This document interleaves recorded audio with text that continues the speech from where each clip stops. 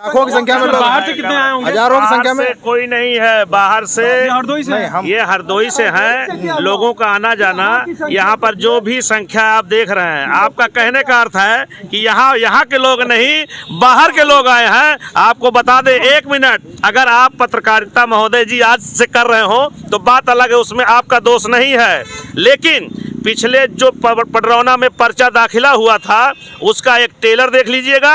और रही बात इसकी, अगर माननीय मंत्री जी जिस तरह से चुपचाप आकर के कोविड-19 का सरकार के नियमों का पालन करते हुए चुपचाप पर्चा दाखिला कर रहे हैं, आप सुन लीजिए पूरी बात।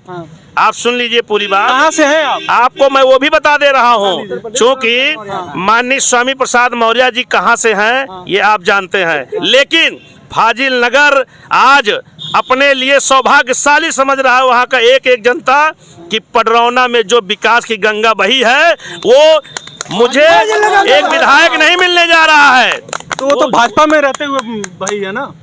क्या भाजपा में ही विकास भाई है? क्या अखिलेश जी की विकास आपको 100 नंबर? वो तो भाजपा वाले अपने भी मैनिफेस्टो में, सुनिए, मैनिफेस्टो से मतलब नहीं है, मोनोफेस्टो से मतलब नहीं है। भाजपा वाले अपने जो बुक को लॉन्च किए हैं उसमें अपने शो किए हैं। सुन लीजिए, आपकी बात हम कह रहे हैं, आपकी बात कह रहे हैं, आपकी बात कह रहे हैं, सुन लीजिए, पहले सुन लीजिए। तो भाजपा, जैसे आपने कहा कि स्वामी प्रसाद मौर्य ने फलाना काम किया, ये काम किया, वो काम किया, तो भाजपा वालों ने एक बुक लॉन्च किया जिसमें ये शो किया कि हमारे विधायक ने ये कार्य किया है। तो भाजपा वाले तो अपना पीठ थपथपा रहे हैं और आप स्वामी प्रसाद मौर्य का पीठ थपथपा रहे हैं। तो यहाँ पर जनता कंफ्यूज है कि वाकई में कार्य किसके मत से हुआ है। एक मिनट बोलने दीजिए भाई। आपका सवाल ये है, आपका सवाल ये है, जवाब दीजिए केवल। आपके सवाल का जवाब, आपका कहना है कि भाजपा सरकार में वो विधायक और मंत्री थे इसलिए विकास किए हैं। बहुत बेटे होते हैं, बहुत बाप के बेटे होते हैं, लेकिन होनहार और काबिल कौन होता है? तो बात इसकी है कि ये काबिल नेता कौन है? वो काबिल नेता थे, नहीं तो भारतीय जनता पार्टी के विधायकों की सूची उठा करके और उनकी विधानसभा देख लीजिएगा, जो संघर्ष करके विधानसभा में लड़ करके अपनी उस जनता के लिए जो उनको विधायक और मंत्री बनाया, उनको अपना जनप्रतिनिधि, अपना नेता चुना, उनके लिए मेरा नेता कितना लड़ता है विधानसभा में। जब माननीय स्वामी प्रसाद मौर्य जी बोलते हैं तो आपको भी आपकी बातें बहुत अच्छी लग रही हैं। क्या नाम है आपका? मेरा नाम दिलीप मौर्य है। कहाँ से हैं? मैं आपके इसी पडरौना में। आपको यही होगा ना कि यहाँ बाहरी लोग हैं। मैं बार बार आपका देख रहा हूँ, आप बाहरी का तमंगा दे रहे हैं। मैं आपको डंके की चोट पे कह रहा हूँ, मैं डंके की चोट पे कह रहा हूँ कि विधानसभा फाजिल नगर की जनता आज विधायक नहीं चुनने जा रही है, बगल वाली कुर्सी। और सबको पता है फाजिल नगर का पूरे उत्तर प्रदेश में फाजिल नगर विधानसभा की एक पहचान होगी।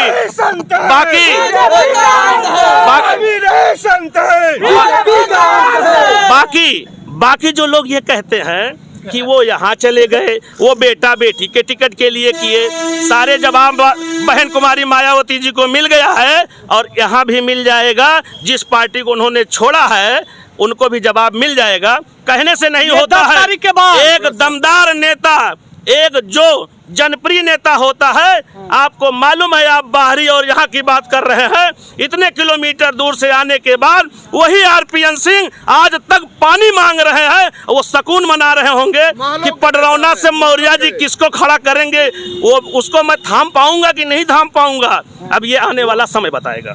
चलिए, तो जय हिंद, जय भारत। तमाम लोग हैं, तमाम तरह की बातें हैं, तमाम तरह के विचार हैं और इन लोगों के बीच में चुनावी हलचल जो चल रही है इसमें हमारी कवरेज, हमारी जनता भी बहुत आनंद ले रही है। जैसे एक जीत और हार की बात आती है कि वहाँ गए, ये अभी आप ही का एक सवाल था कि एक तरफ आने पर उत्साह तो एक तरफ विरोध हुआ।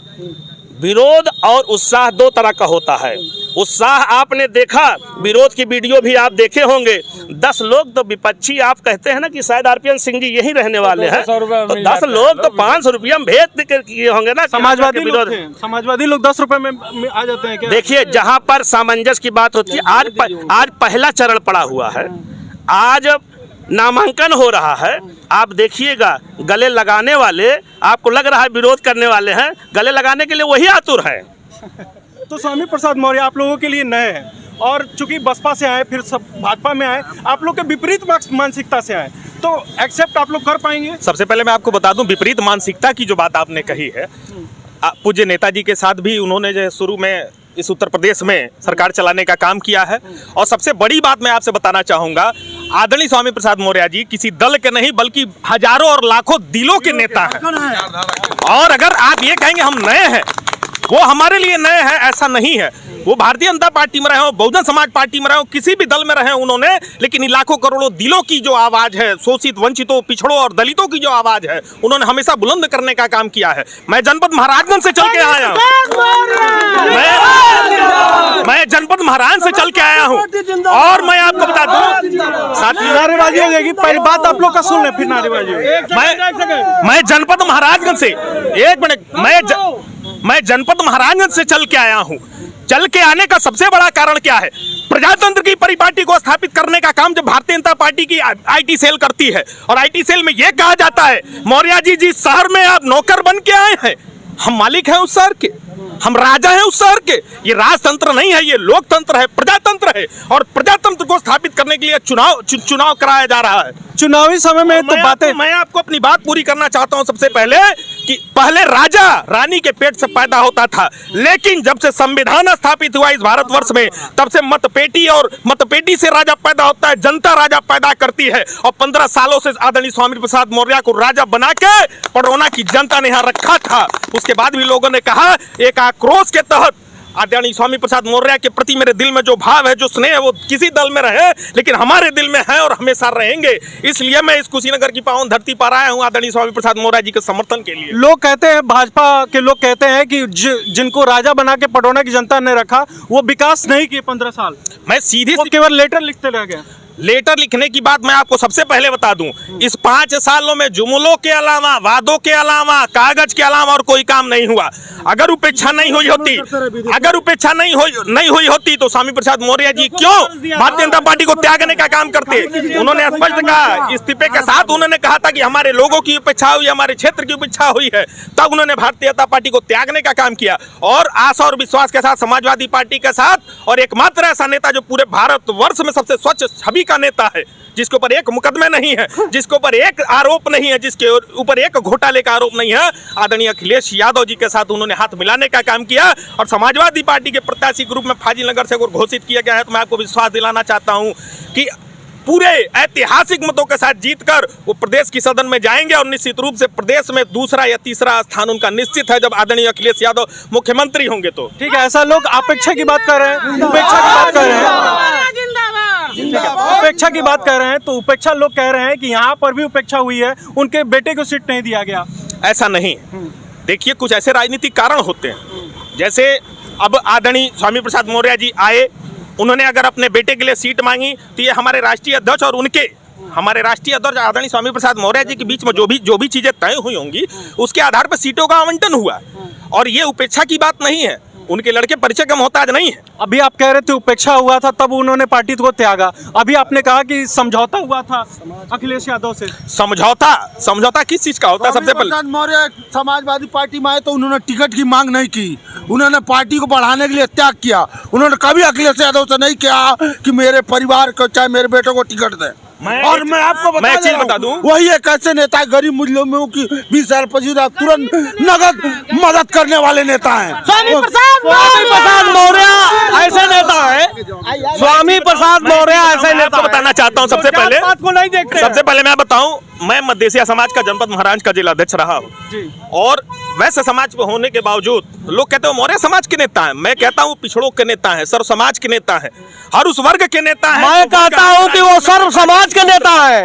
मैं तो ब्राह्मण हूँ, मैं छविनाथ पांडे, मैं इसी जिले का हूँ, और मेरे हर परिस्थितियों में वो काम आए हैं, और मैं जो भी चाहा हूँ वो किया हूँ। मैं तो ब्राह्मण हूँ, कौन सा अल्पसंख्यक हूँ, कौन सा मैं छोटा हूँ। अंत में एक बात मैं और बताना चाहता हूँ, कुशीनगर मैं अंत में एक और बात बताना चाहता हूँ।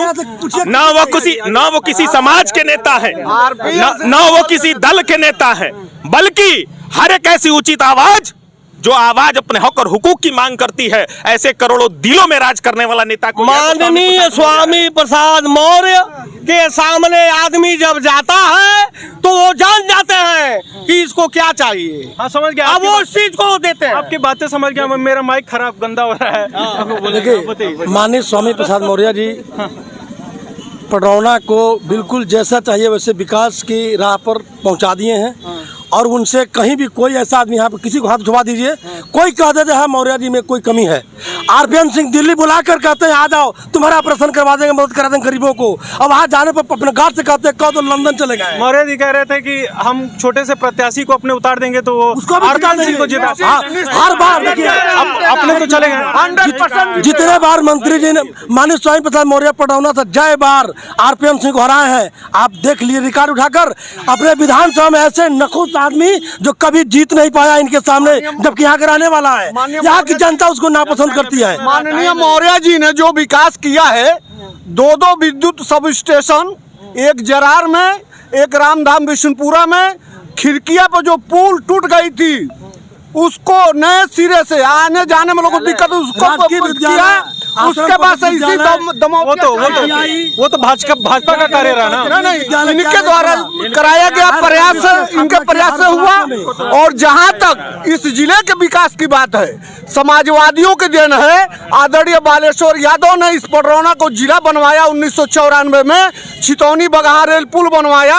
और उन्होंने जो भी विकास उसके बाद से अवरुद्ध हो गया। कुछ कर लिया। माननीय मौर्य जी ने लोगों से बात है कि अभी स्वामी प्रसाद मौर्य के एंट्री के बाद से यहाँ पर, चूंकि एक बात कही जाती थी कि स्वामी प्रसाद मौर्य पिछड़े के नेता रहे भाजपा में और अब समाजवादी पार्टी का दामन थाम चुके हैं, तो समाजवादी पार्टी में कुशीनगर में क्या कुछ बदलाव होने वाला है उस पर? देखिए भाई साहब, मेरा नाम विवेक सविता है और मैं यहाँ से 500 किलोमीटर दूर से आया हूँ, हरदोई जिले से, स्वामी प्रसाद मौर्य जी के नामांकन में। और स्वामी प्रसाद मौर्य जी पूरे उत्तर प्रदेश की जनता के दिलों पे राज करते हैं। और इसीलिए हम लोग इतनी दूर से चल के यहाँ आए हैं उनका नामांकन कराने के लिए।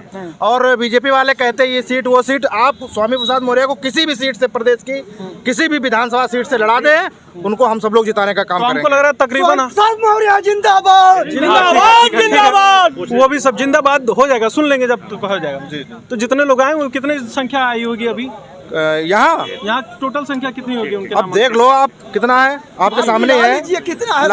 तमाम तरह की बातें हुई और बाहरी और अंदर वाली बातें नहीं थी। आपका देसी पत्रकार सिर्फ ये जानना चाह रहा था कि यहाँ पर जो संख्या आई हुआ है वो किस तरह की संख्या है। हालांकि अलग अलग जगह से अभी एक जनी से बात हुआ, वो बाहर दूसरे डिस्ट्रिक्ट से भी आए हुए थे, उनके समर्थक, तो वो जानना चाहते, लेकिन कुछ और ही उन्होंने कहानी बता दी। तो ये सब चलता रहेगा, आपका देसी पत्रकार दिखाता रहेगा। बहुत बहुत शुक्रिया।